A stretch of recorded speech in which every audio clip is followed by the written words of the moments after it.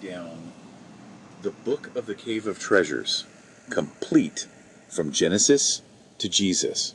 Wow. And, well, you know how we are. We love a good an ambitious text. Absolutely ambitious. And this one isn't just like rehashing the familiar biblical stories, right? Okay. The Book of the Cave of Treasures, it really lays out a very detailed narrative that stretches all the way, as the title suggests, from creation to the time of Christ. And so what we want to do in this deep dive is we want to explore like that first 1,000 years, you know, the journey from Adam to Jared specifically. Okay. Because the YouTube video, like the intro to it, it promised some really mind-blowing stuff. Oh, yeah. So we're going to try to uncover, you know, what makes this ancient text so unique and so interesting. Yeah, so let's start with the beginning. Like, how does this book actually describe the creation? Okay. Specifically, like, what happened on day one? Right, so day one wasn't just like a simple let there be light situation. We're talking like a full-on cascade of creation, you know, heavens, earth, waters, air, fire, you know, all the essential elements. But then it goes even deeper. It's not just physical stuff. It's like the whole invisible host, angels, archangels, and then like a whole ranked hierarchy. We're talking thrones, lords, principalities, powers, cherubim, seraphim.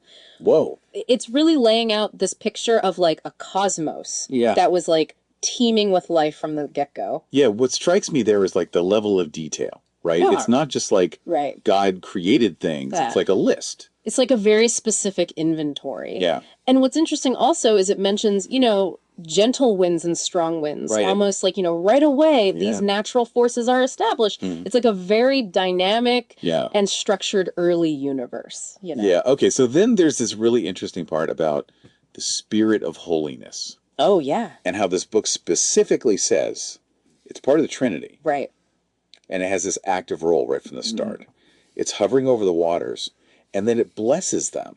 Wow. So that they can actually, like, produce offspring. Like a fertility blessing. Yeah, and they use this image of a mother bird, like warming her young, to explain how the waters get this leaven of creation. Huh, that's pretty cool. Yeah, it's like this really vivid analogy. It is. It really brings in, you know, the sense of nurturing and potential to these primordial waters. You know, it's not just this like abstract force. It's like an active participant, you know, imbuing creation with the power of life. Okay, so all of this, we got to remember, even before this unfolds, the book tells us that like creation was already pre-planned in God's immutable mind. Right. And there was this silent creator of these 7 substances. Okay. We've got heaven, earth, water, air, fire, angels, and even darkness. And the earth is like plunged in the midst of the waters above the waters. That's really interesting, like layers upon layers, a very intricate kind of cosmology. Yeah. Okay, so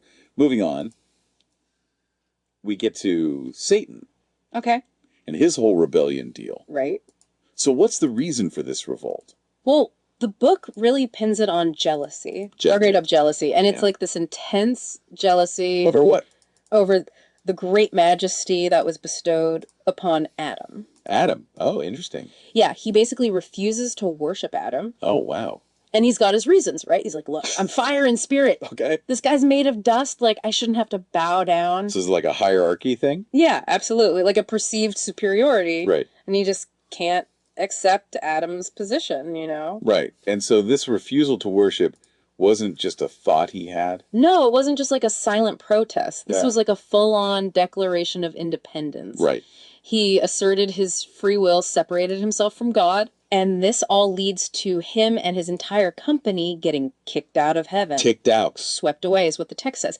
And the timing is very specific. The 6th day. 6th day. At the 2nd hour. Whoa, okay. So very, very quickly. Right after the creation of Adam. Exactly. Like immediate cause and effect. Yeah, okay. And then what happens to them? Like, so they get some pretty harsh consequences, like stripped of their glorious state. Oh, wow. Satan gets hit with a bunch of new names. Your names. Yeah, not so flattering ones like Satanax, Shada, Dihua. Oh, what do you mean? So each name kind of reflects like a part of his downfall, like turning aside, being cast out, losing his glory. And it actually describes them as naked with horrible faces. Wow. So it's like a physical transformation too. Yeah, it's a very visceral description. Yeah. Really emphasizes, you know, the cost of rebellion in this cosmology. Okay, so then after all this drama, we get to the creation of Adam and Eve. Right. So God creates Adam and Eve and places them in paradise. Paradise, okay. And there's this really interesting point about the tree of life.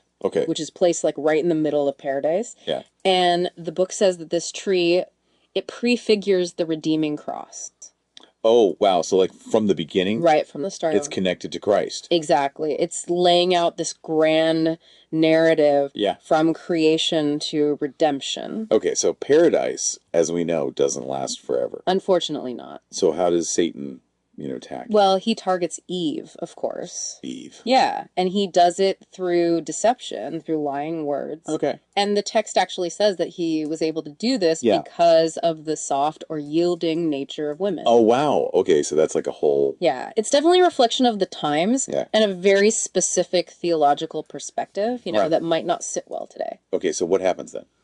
Well, Eve doesn't hesitate. Uh-huh. She plucks the fruit from the tree of transgression of the command and eats it. And immediately they become aware of their nakedness. Oh, wow. They feel shame and they hide, and Eve cries out to Adam. So, not a good day in paradise anymore. Not at all. Definitely not how they planned it. Okay, so then what happened? Like, did they get kicked out right away?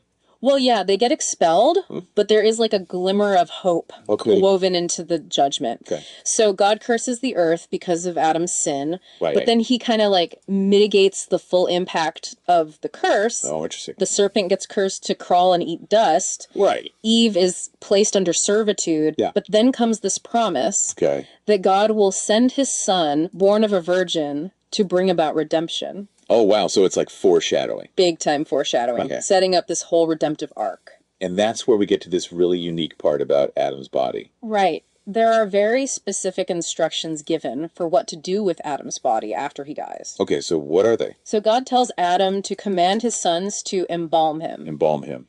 Using specific spices, myrrh, cassia, and scotty.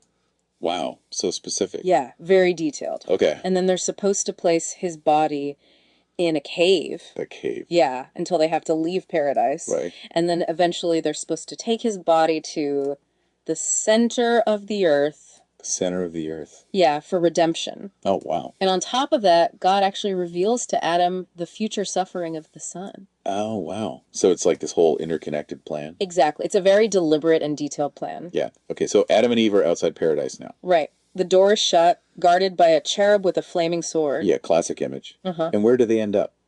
Well, they find themselves in a cave. Another cave? Yeah, on top of a mountain. Wow. And interestingly, they're still virgins at this point. Virgins, yeah. Now then, Adam decides to know Eve, his wife. Okay. And this leads to the births of Cain and Abel. Right. They actually have twin sisters. Twin sisters. Yeah, Cain has a twin sister named Labuda. And Abel has a twin sister named Kelly Moat.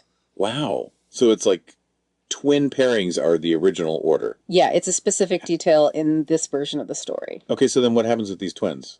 Well, Adam suggests that Cain should marry Abel's twin, Kelly Moat. Okay. And Abel should marry Cain's twin, Labuda. Right. But Cain isn't happy with this arrangement.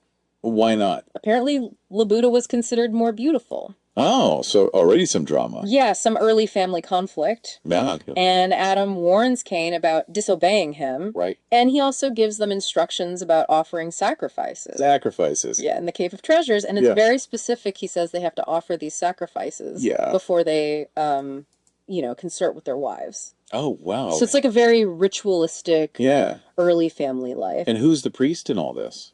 Well, Adam himself is the first priest. Adam. Yeah, and Cain and Abel, they go with him to the top of the mountain to make these offerings. Wow, so the Cave of Treasures becomes like this central place. Absolutely. It's a site of worship and ritual from the very beginning. Okay, so after all this, we get the birth of Seth.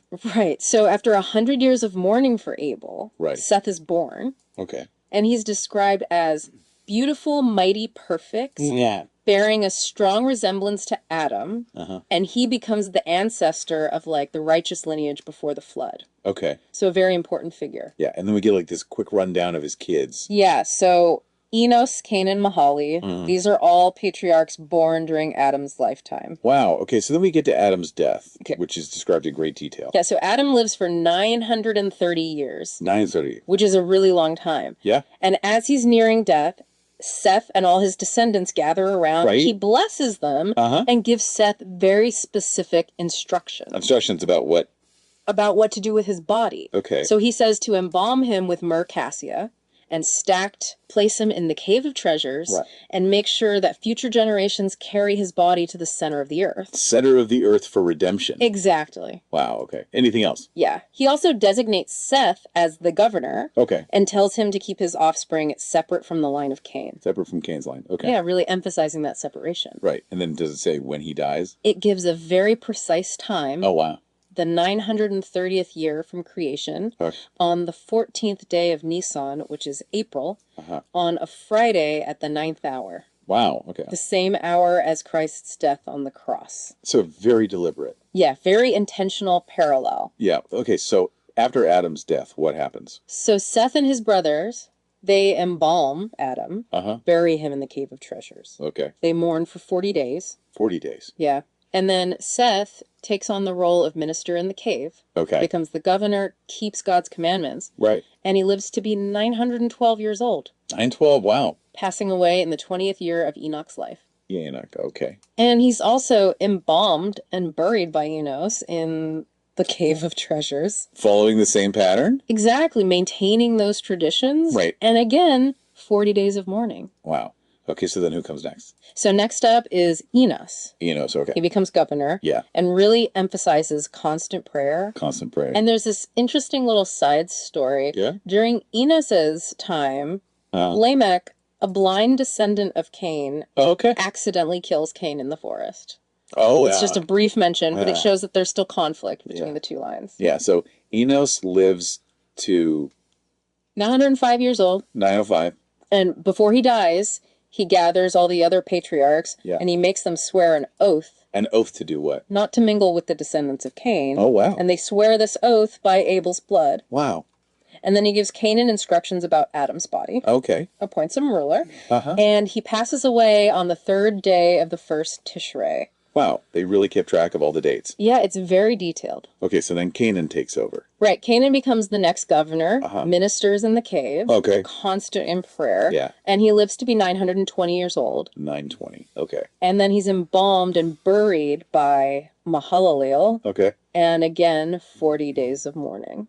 So the pattern continues. Yeah, that continuity of tradition is really emphasized. Okay, so Mahalalel is next. That's right. And he's the same story, ministering in the cave, constant prayer. Yeah. But he really emphasizes holiness. Holiness. He lives to be 895 years old. 895, okay. And before he dies, he gathers the patriarchs and he makes them swear that same oath. The oath about not mingling with Cain's descendants. Exactly. Yeah. And then he blesses Jared.